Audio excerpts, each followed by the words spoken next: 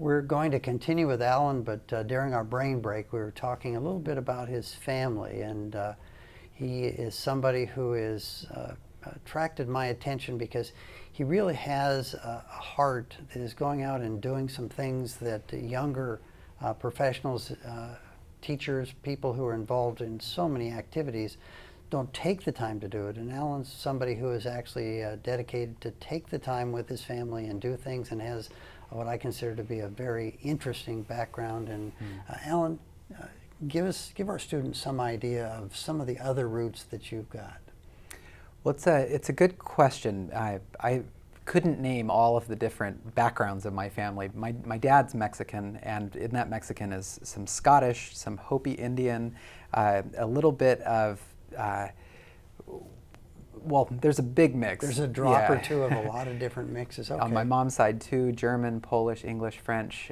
So it's actually quite intense. My wife is Japanese, and so I've completely soiled her 100% Japanese bloodline with our daughter, who's 13 and a half months at What's your daughter's name? Maya. Okay. Yeah. So I also have a sister, Michelle. We were talking about her just a moment ago. And at the same time, I was a freshman in undergrad. My sister had a car accident, a traumatic brain injury, and it really shifted the approach our family took to caregiving, understanding some of the barriers in environments, both social and physical environments. So it really was important for me in shaping what I would study moving forward. She was in a coma for 2.5 months after her accident. She couldn't walk or talk or eat, kind of woke up as almost a baby again. So kind of reset a lot of her function. And since then, my mom has really been her rock and been a caregiver for her. My parents are divorced, but they live together now, and he's also supporting them. It's brought my family back together in some ways, which is really caring for your sister.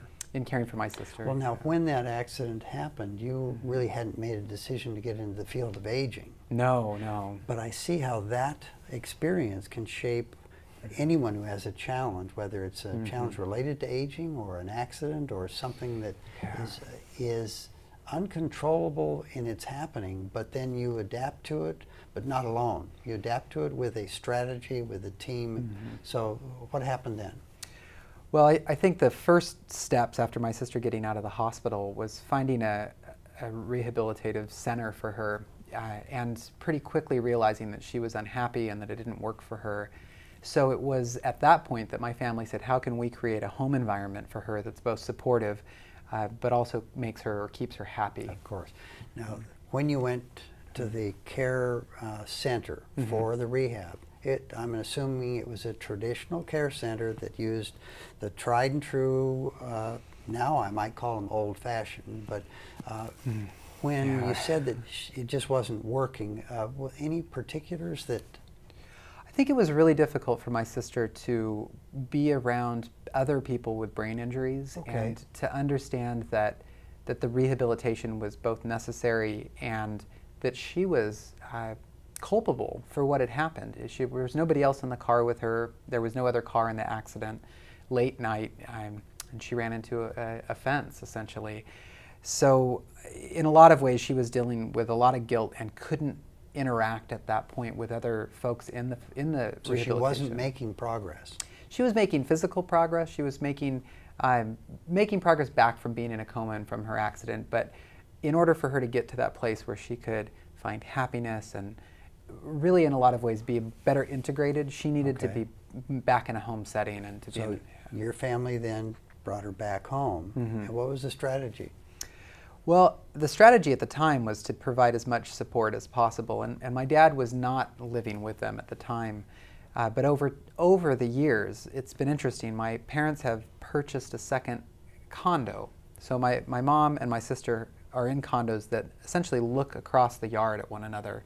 You could look into one another's front doors when they're open and see the person in the house. There's still some distance. Still some distance, yeah. It provides that sense of autonomy. Interesting. But it also provides what is that supportive connection that's there.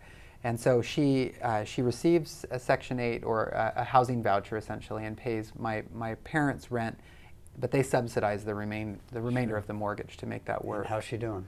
She's doing much better. She has a job. She works in in a shelter. She's always been really good with animals, and so in some ways, finding those things that can continue post-accident were really important. So she's a huge animal advocate and is doing much better socially. I think she's still an incredibly fun person to be around.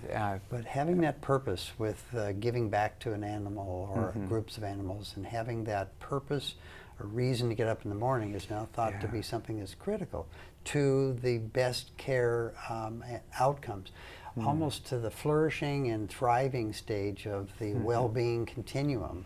And that's the kind of thing that I think the aging population in Portland is exposed to by having options and building the city so that it gives opportunities, educating those that are challenged with whatever it is.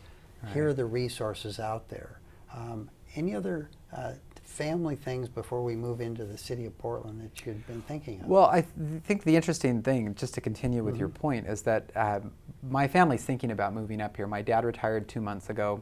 My mom's got 2 years before she finishes, both school teachers as their professions, and they're planning these steps. And the biggest resistance at this point is not my grandmother, who's living in an assisted living facility. She's willing to move. She's willing to move. Even my uncle from Wisconsin is thinking about moving out here. He's willing to move. My sister, and losing the connection with her job and the animals is the most difficult piece. So we keep telling her there's a great humane society up here, there are opportunities, but it's the bond that she's forged with that place and those people, those animals, that's really difficult to see past. Well, that's going to be one where you'll watch to see what happens, and because she seems, from your explanation, to be healthy and somebody who is determined, probably either place would work. And I'd be curious to know what happens during the next 2 years, and whether or not that is something that you're going to write a book about 25 years from now. I probably won't write a book on this for a couple reasons. I know that books are a tremendous amount of work, and there's a lot of community-based work that I'm hoping to get to, at least in the next 25 years. Your plate is full. But the other really important thing to consider is that my sister is on home and community-based services. She is receiving support from a job coach and from others. Gets training on how to cook, do her bills, IADLs, as we'd call them in the field of aging. And so understanding how that transfers over from California to Oregon, what the supportive structures are up here, and whether she can have a pretty good transition without needing a lot of time to adjust will be a key to the happiness and well-being of my family, I think, in a couple of years. It's a good outcome. Now we're going to take a break, and then I'd like to ask you about the project that you've been involved with in Central America. Oh, sounds good. Okay.